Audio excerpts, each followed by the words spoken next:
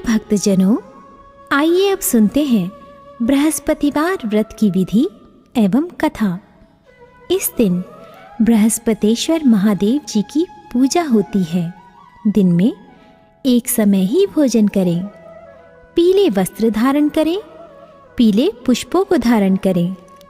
भोजन भी चने की दाल का ही होना चाहिए। नमक नहीं खाना चाहिए। पीले रंग का फूल, चने की दाल, पीले कपड़े तथा पीले चंदन से पूजा करनी चाहिए। पूजन के पश्चात कथा सुननी चाहिए। इस व्रत के करने से बृहस्पति जी अति प्रसन्न होते हैं तथा धन और विद्या का लाभ होता है। स्त्रियों के लिए ये व्रत अति आवश्यक है। इस व्रत में केले का पूजन होता है। कथा। किसी गांव में एक साहूकार रहता था, जिसके घर में अन्न, वस्त्र और धन किसी की कोई कमी नहीं थी, परंतु उसकी स्त्री बहुत ही कृपण थी।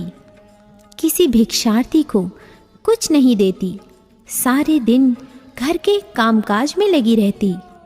एक समय एक साधु महात्मा बृहस्पतिवार के दिन उसके द्वार पर आए और भिक्षा की याचना की। स्त्री उस समय घर के आंगन को लीप रही थी। इस कारण साधु महाराज से कहने लगी कि महाराज, इस समय तो मैं घर लीप रही हूँ, आपको कुछ नहीं दे सकती, फिर किसी अवकाश के समय आना। साधु महात्मा खाली हाथ चले गए। कुछ दिन के पश्चात वही साधु महाराज आए। उसी तरह भिक्षा मांगी। साहूकारनी उस समय लड़के को खिला रही थी। कहने लगी, महाराज, मैं क्या करूं, अवकाश नहीं है, इसलिए आपको भिक्षा नहीं दे सकती। तीसरी बार महात्मा आए तो उसने उन्हें उसी तरह से टालना चाहा, परंतु महात्मा जी कहने लगे कि यदि तुमको बिल्कुल ही अवकाश हो जाए तो मुझको भिक्षा दोगी?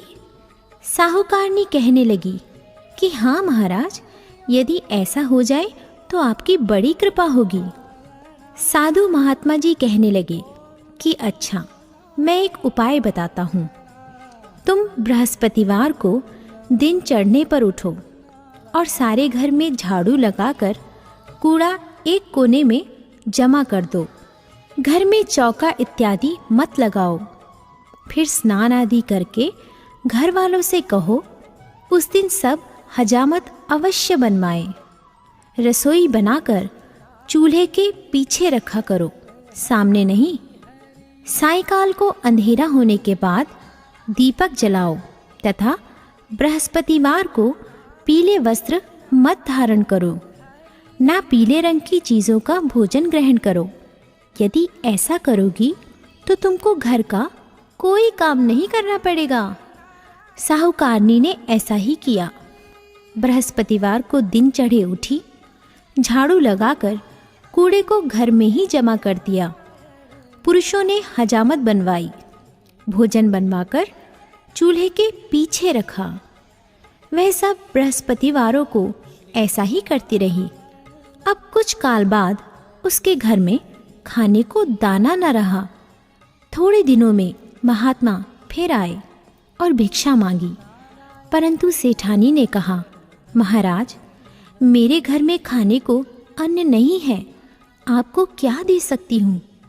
तब महात्मा ने कहा कि जब तुम्हारे घर में सब कुछ था तब भी तुम कुछ नहीं देती थी। अब पूरा पूरा अवकाश है, तब भी कुछ नहीं दे रही हो। तुम क्या चाहती हो वह कहो। तब सेठानी ने हाथ जोड़कर प्रार्थना की, महाराज, अब कोई ऐसा उपाय बताओ कि मेरे पहले जैसा धन धान्य हो जाए। अब मैं प्रतिज्ञा करती हूँ कि आप जैसा कहेंगे वैसा ही करूँगी।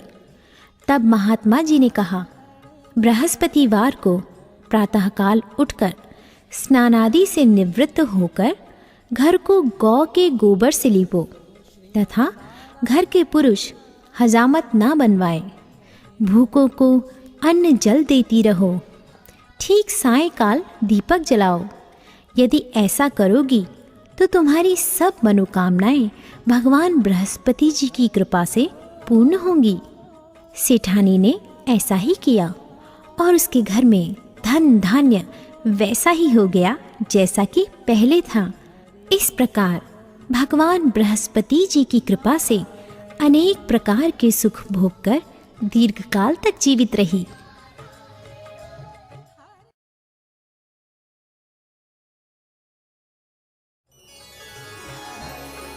प्रिय भक्तजनों, आइए अब सुनते हैं बृहस्पतिवार की दूसरी कथा। एक दिन इंद्र बड़े अहंकार से अपने सिंहासन पर बैठे थे और बहुत से देवता, ऋषि, गंधर्व, किन्नर आदि सभी सभा में उपस्थित थे। जिस समय बृहस्पति जी वहाँ पर आए तो सबके सब उनके सम्मान के लिए खड़े हो गए, परंतु इंद्र गर्व के मारे खड़ा ना हुआ। यद्यपि वह सदैव उनका आदर किया करता था। बृहस्पति जी अपना अनादर समझते हुए वहाँ से उठकर चले गए। तब इंद्र को बड़ा शोक हुआ कि देखो, मैंने गुरुजी का अनादर कर दिया, मुझसे बड़ी भारी भूल हो गई। गुरुजी के आशीर्वाद से ही मुझको यह वैभव मिला है।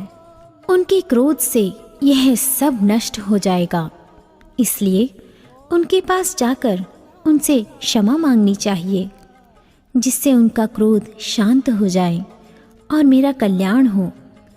ऐसा विचार कर इंद्र उनके स्थान पर गए।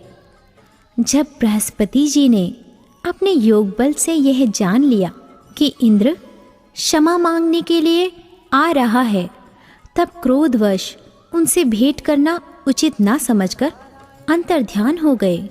जब इंद्र ने बृहस्पति जी को घर पर न देखा, तब निराश होकर लौट आए। जब दैत्यों के राजा वृषवर्मा को यह समाचार विदित हुआ तो उसने अपने गुरु शुक्राचार्य की आज्ञा से इंद्रपुरी को चारों तरफ से घेर लिया। गुरु की कृपा न होने के कारण देवता हारने व मार खाने लगे। तब उन्होंने ब्रह्मा जी को विनयपूर्वक सब वृतांत सुनाया और कहा कि महाराज, दैत्यों से किसी प्रकार हमें बचाइए। तब ब्रह्मा जी कहने लगे कि तुमने बड़ा अपराध किया है, जो गुरुदेव को क्रोधित किया। अब तुम्हारा कल्याण इसी में हो सकता है। त्वष्टा ब्राह्मण का पुत्र विश्वरूपा बड़ा तपस्वी और ज्ञानी है, उसे अपना पुरोहित बनाओ तो तुम्हारा कल्याण हो सकता है। ये वचन सुनते ही इंद्र त्वष्टा के पास गए और बड़े विनीत भाव से त्वष्टा से कहने लगे कि आप हमारे पुरोहित बनिए, जिससे हमारा कल्याण हो। तब त्वष्टा ने उत्तर दिया कि पुरोहित बनने से तपोबल घट जाता है, परंतु तुम बहुत विनती करते हो, इसलिए मेरा पुत्र विश्वरूपा पुरोहित बनकर तुम्हारी रक्षा करेगा। विश्वरूपा ने पिता की आज्ञा से पुरोहित बनकर ऐसा यत्न किया कि हरि इच्छा से इंद्र वृषवर्मा को युद्ध में जीतकर अपने इंद्रासन पर स्थित हुआ। विश्वरूपा के 3 मुख थे। एक मुख से वह सोमपल्ली लता का रस निकाल पीते थे, दूसरे मुख से वह मदिरा पीते और तीसरे मुख से अन्नादि भोजन करते। इंद्र ने कुछ दिनों उपरांत कहा कि मैं आपकी कृपा से यज्ञ करना चाहता हूँ। जब विश्वरूपा की आज्ञानुसार यज्ञ प्रारंभ हो गया, तब एक दैत्य ने विश्वरूपा से कहा कि तुम्हारी माता दैत्य की कन्या है, इस कारण हमारे कल्याण के निमित्त एक आहुति दैत्य के नाम पर भी दे दीजिए तो अति उत्तम हो। विश्वरूपा उस दैत्य का कहा मानकर आहुति देते समय दैत्य नाम भी धीरे धीरे से लेने लगे। इसी कारण यज्ञ करने से देवताओं का तेज नहीं बढ़ा। इंद्र ने यह वृतांत जानते ही क्रोधित होकर विश्वरूपा के 3 सिर काट डाले मद्यपान करने से भंवरा, सोमपल्ली पीने से कबूतर और अन्न खाने के मुख से तीतर बना। विश्वरूपा के मरते ही इंद्र का स्वरूप ब्रह्म हत्या के प्रभाव से बदल गया। देवताओं के 1 वर्ष पश्चाताप करने पर भी ब्रह्म हत्या का वह पाप न छूटा, तो सब देवताओं के प्रार्थना करने पर ब्रह्मा जी बृहस्पति जी के सहित वहां गए। उस ब्रह्म हत्या के 4 भाग किए, उनमें से 1 भाग पृथ्वी को दिया। इसी कारण कहीं कहीं धरती ऊंची नीची और बीज बोने के लायक भी नहीं होती। साथ ही ब्रह्मा जी ने यह वरदान दिया, जहाँ पृथ्वी में गड्ढा होगा कुछ समय पाकर स्वयं भर जाएगा। दूसरा वृक्षों को दिया, जिससे उनमें से गोंद बनकर बहता है।